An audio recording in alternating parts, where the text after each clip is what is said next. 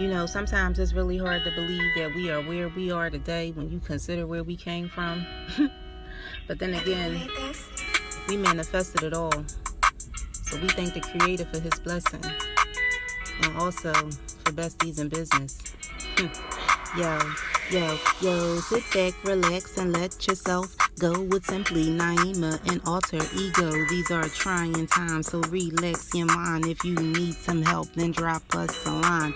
We create a space where we can have good conversation, family, culture, business, race relations, giving birth to kings and queens, manifesting wealth and things. 2020 came and tried to give us mad action with no satisfaction, and now we all distracted, but still gotta hold our own, doing big boss shit, rockin' Nina Simone, a superstar in this compilation. Came to this universe to give you niggas motivation, but you still sleep, you niggas always on a vacation. But he's a creep, and that's the real life translation. You feel me? I don't think they feel you, yo. We gon' get this bread and feed them till they full. Yup, we gon' get this bread and plant the seeds that really grow. We do it to build and not for likes or for show. Expand your network, your connections will grow. Thanking the Creator from where all our blessings flow. We are innovators and creators, multifaceted, talented, beautiful queens. Most of all, confident and conquering dreams. Besties, gang gang. Hey y'all, welcome to another episode of the Besties Building Brands podcast. We are actually in a new season. We've completed 17 shows, which I didn't even so I'm hype about that. Today is a special edition of our show. We have a special guest, Miss Jarese. She is a byline author, copywriter, and thought leader. She is a millennial mama who believes that every woman can do whatever the heck she wants if she overcomes society's expectations and her own limiting beliefs. She leads the Bliss Institute with nearly 100 women. She is affectionately known as Jay. She's a former English teacher and educational advocate. So let's welcome Miss Jarese. Hey, Jarese. Hey. Hey, how are you? Welcome to the show. Thank All you. right, so let's just jump right into it. Tell us a little bit. I read a little bit of your bio. I didn't read the whole thing because I like for you to, talk about yourself. So tell us about yourself, your business, why you got started, your mission. Okay, I'm Jarius Edens, affectionately known as Jay or Coach Jay to some people. I am a North Carolina native. I spent a lot of time in Nashville, Tennessee, and Springfield, Illinois. I am glad to be back in North Carolina where there's not snow. Okay. All right, no snow. I am the owner and founder of the Creative Lounge. It was initially a brick and mortar co-working space that is now a virtual tribe of women from all over the world that just want to do what the heck they want to do and get paid to do it. Yes. Okay. And that's really what I stand for. You can do what the heck you want to do. You can get paid for it. You can be yourself. Okay. You don't have to be buttoned up all the time. Right. All right. You can do it how you want to do it. You can do what feels good to you. And you can be profitable. You can make money. I kind of got thrust into this entrepreneurial thing. I literally was a former English teacher, education advocate. I made a post one day in a group, and in 4 days, I made $30,000. Wow. All right. Wow. Well, what the heck? Like, we want you to write for us. I mean, what did you post? Can we get the template on what you posted? 30K. So that's really kind of how that, how it all started. Okay. So I call you the coach that's not a coach because you don't like to be called coach, but I don't like the word coach. So let's start there. Why don't you like the word coach? Mostly because I am an educational person. Okay, my background is in education, and in education, it's very clear the difference between a teacher, a coach, a consultant, right? A principal, an administrator, all that stuff is really clear cut for us.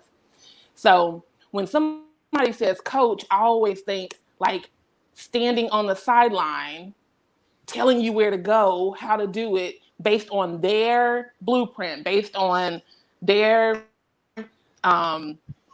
plays. You're using my playbook.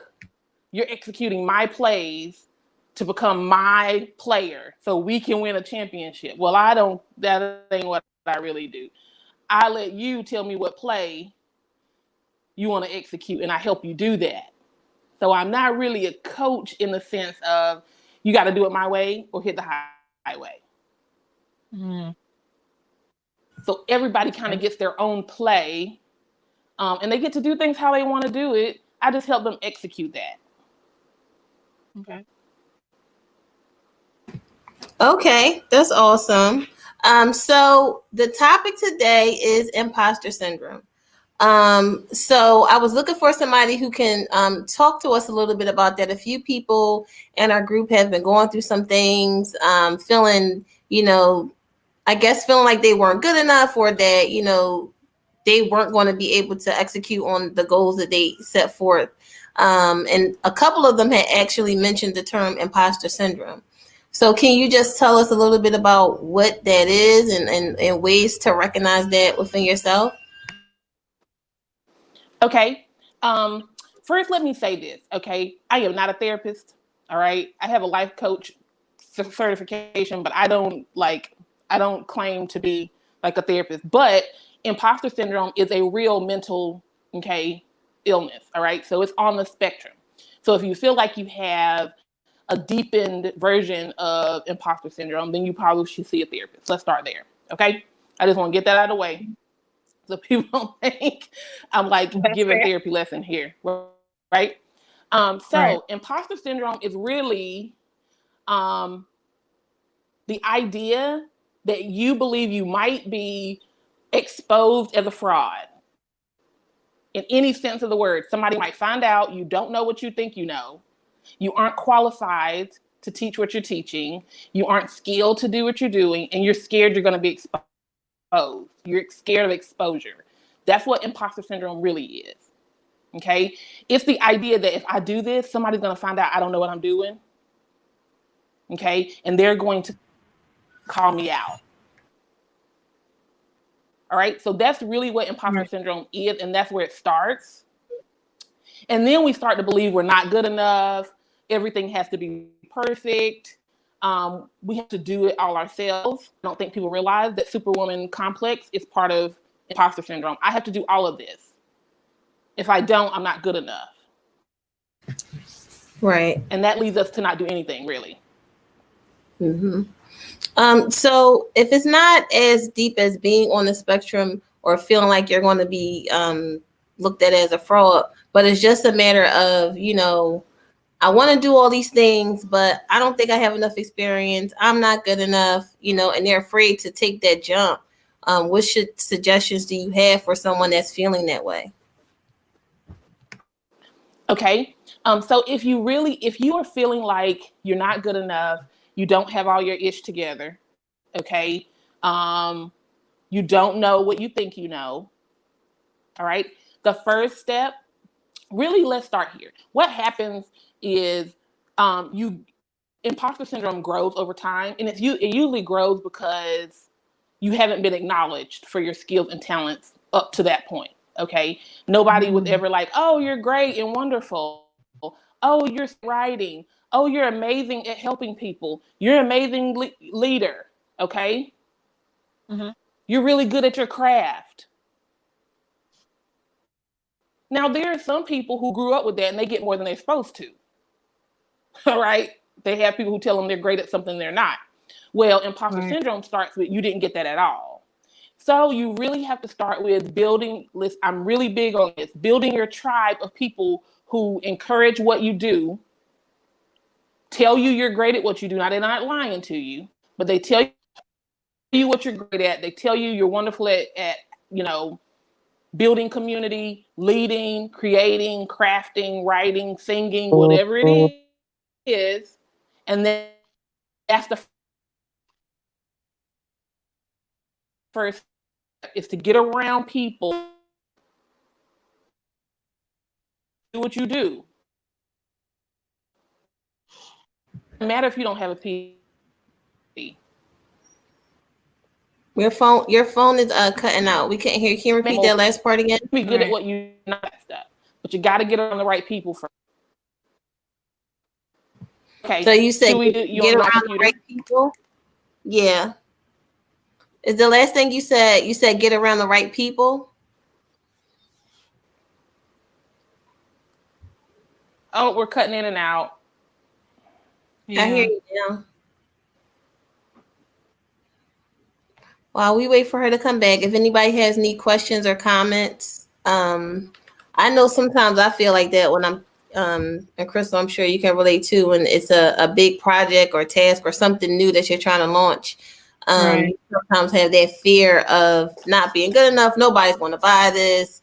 Or if you've already launched a business and you're not getting the sales that you want, that sounds like a form of imposter syndrome as well. And I think it's important to have the right support system around you to help you to overcome that. People that are in your corner that can, push you further along. Right. I think language is when I say language, I meaning words. Like, I think that people tend to use words without knowing the definition, and then using it as a blanketed statement. So when we're talking about imposter syndrome, I think of, a person who's playing like they're somebody, but they don't have like she said, don't have all of the credentials, and then they get found out, oh, they were an imposter. But then people tend to blanket that into, just because you don't know what you're talking about doesn't mean that you can't educate yourself to know more about a certain topic or thing. But because imposter is thrown out there in such a blanketed statement, then it encompasses like a larger group of people who do then tend to have all of this self-doubt and have all of this fears and angst about introducing something new, and fears and angst about entering a new territory or presenting themselves. Because when you present yourself out to people, period, it's a very vulnerable position, and it's like you're exposing yourself to them, and you're exposing it to the good and the bad. And in order for you to get better at what you do, you're going to subject yourself to the bad. And let's face it, there are some people in this world who are bad, who can't see the good in anything. And then you have to put your armor on to protect yourself from that, but also feel good. And also, she was exactly, Ms. J was actually, correct about surrounding yourself with the right people, which would be your armor against being exposed and vulnerable. And as a super mom, I am a super mom. I had a cape on this morning. And I took it right off, because once we get out into the world, it tends to be your aha awakening moment that we as women, we put a lot of expectations on each other. We put a lot of stress and strain on each other, as well as building each other up. And sometimes that too is very vulnerable in our life, in our business, at our job, and in our careers. So yeah, it's really a mindset thing too. I mean, I don't know if as far as actually having like a disease, not to take it that far, but I know there are some really talented people, and I'm looking at them and I'm looking at their work, and I'm like, girl, if you don't go ahead and do X, Y, and Z, and they're like, no, I can't do it. This doesn't look right. And I'm looking at it like there's nothing wrong. It's perfect. People will love it. I love it. And they're still just like, no. And they're so fearful. So I wanted to do this show just to shed some light on the fact that, you are good enough. And that you can do it. So I didn't really recognize that it was an actual, disease on the spectrum. So we have Miss J back. Did you have any other comments? I know you kind of dipped off. Yeah, well, I switched to my computer. I thought it was much better. Is this better? Yes. Okay. Well, and this is the thing. I was listening to you guys talk, and okay, so we can use this as a great example. What just happened here was an example of imposter syndrome. You ready? Mm-hmm. I presented to you that I was not a therapist, and this is on the spectrum because I don't want to be exposed as a fraud of telling you about imposter syndrome when I'm not a therapist. Right. And there you have it. That's how it works. Okay. And what we do to get past it is we go ahead and say what we need to say. Go ahead and put out your fear. Go ahead and tell people you're sensitive about your stuff. Tell people you're creative, right? Tell people you're a mama and you got stuff going on and you're trying to run a business and be a mother at the same time. And because of that, everything is not going to be perfect all the time. And then go ahead with your stuff. Go ahead and put it out there. Okay. Right? Go ahead and share. The difference is sometimes, like Crystal was saying, we come in contact with people who are all about criticism and not about feedback. Mm-hmm. There's a difference between getting feedback on what you're doing. Hey, I don't know if people understand this language. Can you kind of switch that a little bit versus I don't like that? Criticism is I don't like that, which means which translates to somebody who may be dealing with imposter syndrome as you're not good enough. Mm-hmm. Yeah. Versus have you thought about this as feedback?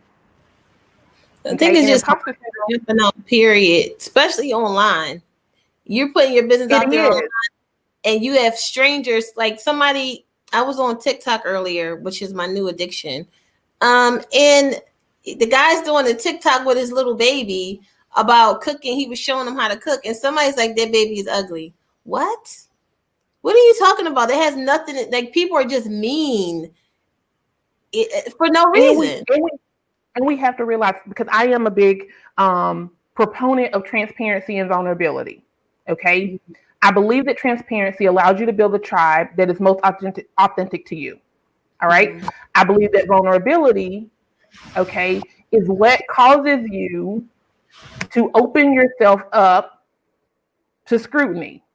Okay. The difference in transparency and vulnerability is transparency is people don't really know the inside. Okay. You kind of tell them you had a bad day, but you don't say, hey, listen, I was under the covers bad day. I was on the couch, like doing work from my phone bad day.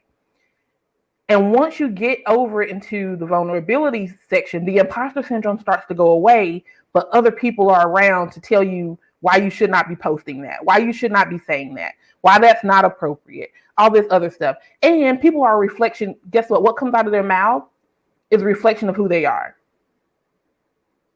I often think whatever you said was about you. It really wasn't about me. Well, Crystal say some crazy things sometimes. So I know. I was just in my face. Things Crystal has said to me. What does that say about you, Crystal?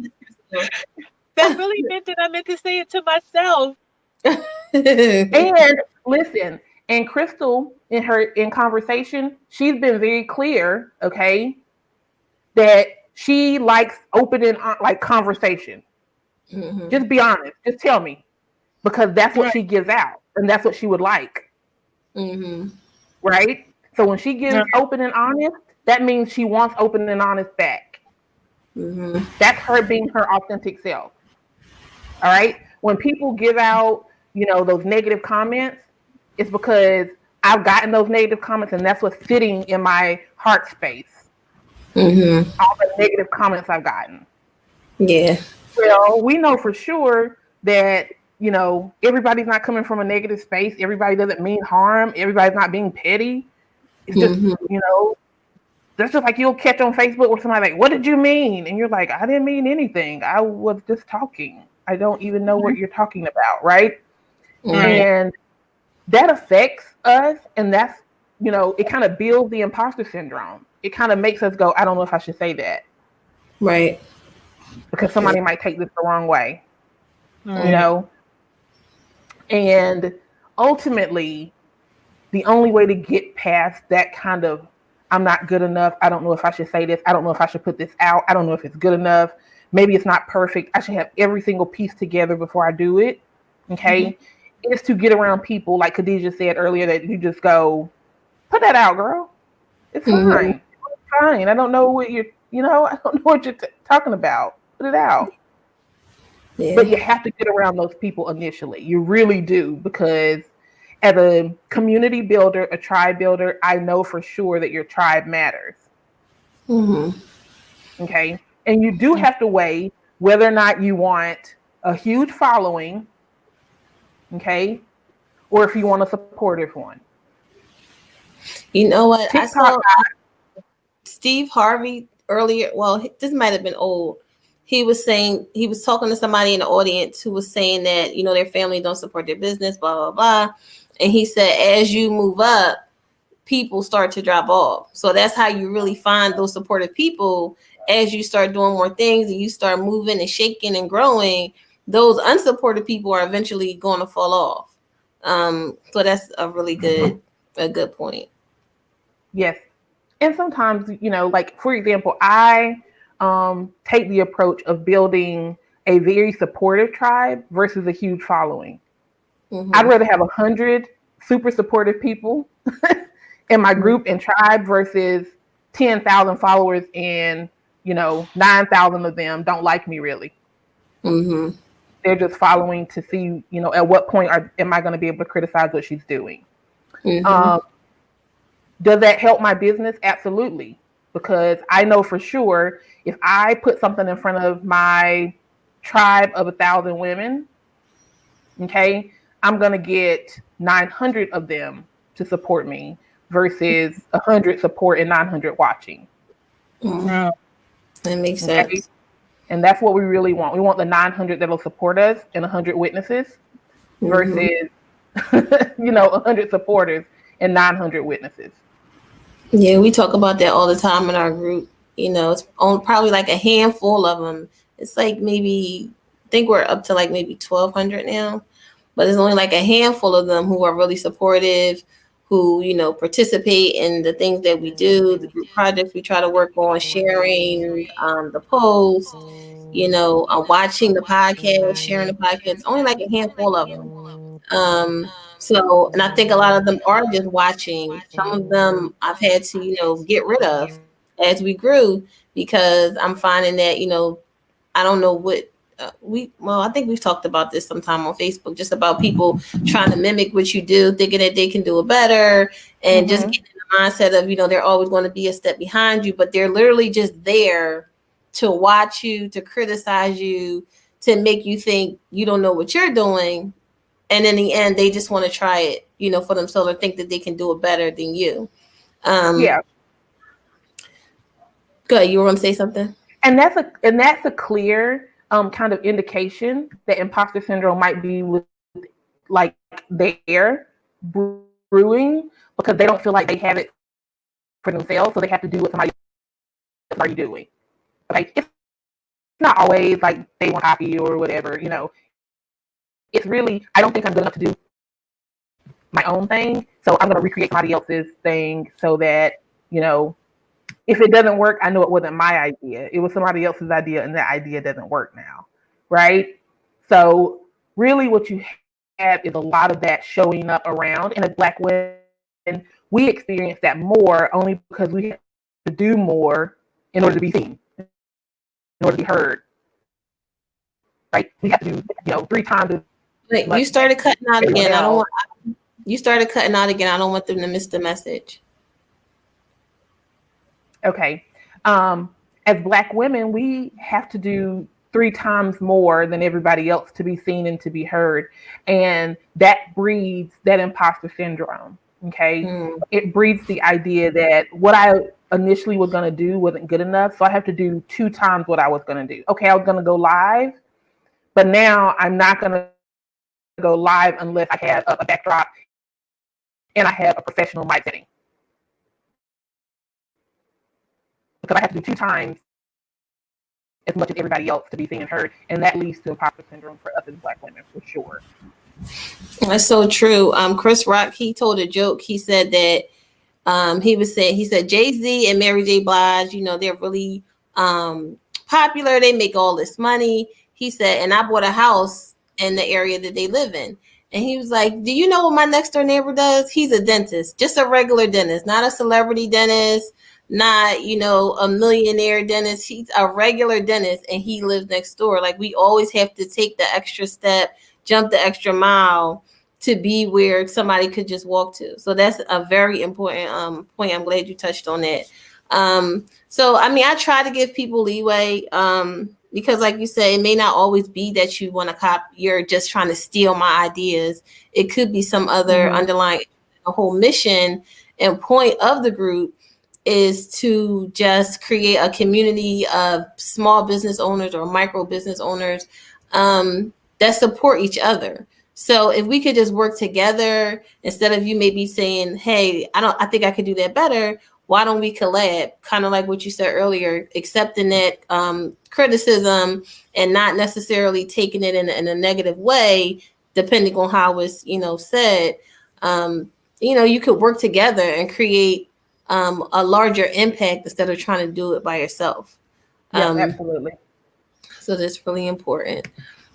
So I want you to talk a little bit about just what services that you can offer to our listeners and the people that are watching us. And then we'll go into our lightning round questions. Okay. Well, I am ultimately building the Bliss Institute. It is a place where you can come and build out your dreams so that you can get to the place of bliss that you want to be, where you are joyful and content and happy most of the time. Okay, we can't be blissful all the time, but we can definitely make it a regular thing for us, especially as Black women. Guess what? You can do that. All right. In my coaching programs, y'all know I'm the coach that's not the coach. In the program, I allow you to really kind of just dream versus telling you have to have a, you know, service-based business, or you have to have a boutique, or you have to have some sort of, you know, high ticket price program or whatever. I let you kind of leeway. One second, figuring out what you want to produce. Started cutting out again. So just go back to when you were talking about what you want people to do when they come into your program. You started cutting out. I want them to come into the program understanding that they can do what feels good to them, what they like to do, and we can strategize on how to make that the priority. They don't have to follow every entrepreneur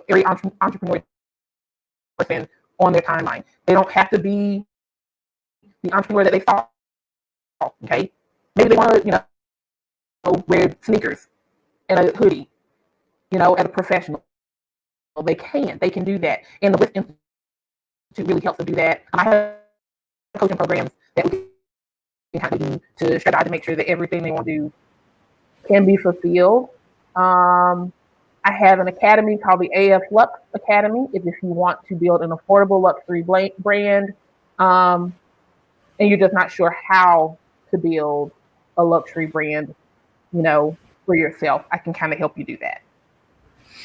Okay, and just to reiterate a little bit, because you were breaking up, you said in your academy you teach women, or you help women to just be the entrepreneur that they are. If they want to wear a sweatshirt and jeans and still, you know, run a professional and luxury business, you help them along to make that a reality for their business.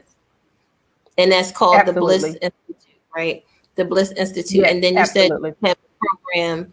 That program was AF Lux, right? Yes. Okay. And so I have your website scrolling across the bottom of the screen. Can they get to all the programs from that one website?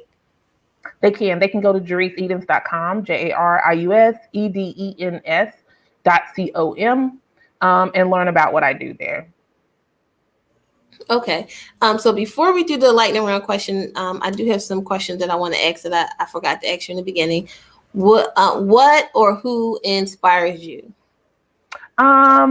Okay, I'm mostly inspired by Oprah. I know people always say that, but I really am, because she is who she is. She's herself, and really she presents what she likes to you. Okay, and you either take it or you don't. All right. She doesn't have a signature brand or a signature program or some book that she wrote that she's famous for, right? She really is just being herself. Mm-hmm. And she's kind of made a lane for her own wellness. All right. Mm-hmm. We've seen her journey from weight loss to TV production, all of those things. And it's really about her just being herself. She's just doing whatever the heck she wants to do, and we're following along. Right. We all can do that. And that's how she inspires me in that way. Okay. And then if you had a billboard about your life, what would be on the billboard? Do what feels good to you would be on the billboard. Okay. I am really a proponent of doing what feels good to you. Mm-hmm. Okay. And what's the best compliment someone's ever given you? That's a good one. That they like me.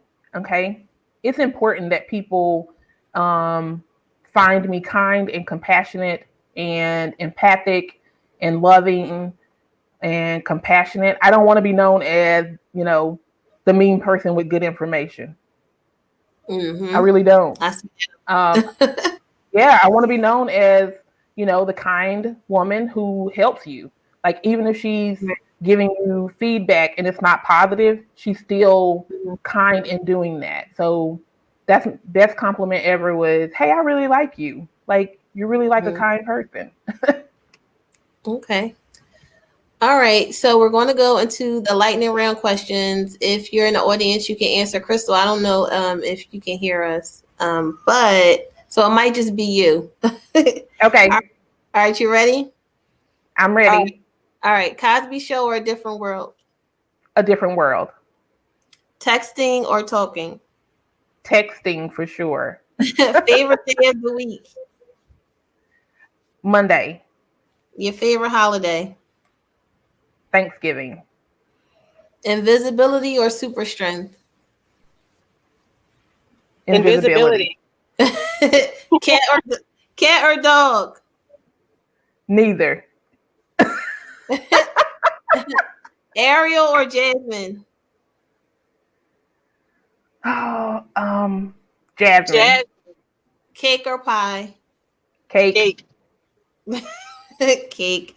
All right. And so that's it. One last question. This isn't a lightning round question. Do you believe in fate? No. Okay. I don't believe in fate. I don't believe in luck either. Okay. Why? Mostly because I believe that every single thing that happens to us has been manifested by something that we thought, we believed, or we felt. You say you believe it's manifested. So I don't think that we thought? Yep, we thought, we believed, or we felt. And I think that kind of leads to almost everything. Of course, it happens because, we're in a world of people. And, we don't get to control what people do. But we definitely get to control what we do. And that leads me to believe that, fate is a myth. Okay, that makes sense. All right. So thank you so much for joining us today. Thank you, Crystal, for joining us on her birthday. Everybody wish Crystal happy birthday. Happy birthday, Crystal. Thank you. All right. Thank you for joining. See you guys next time.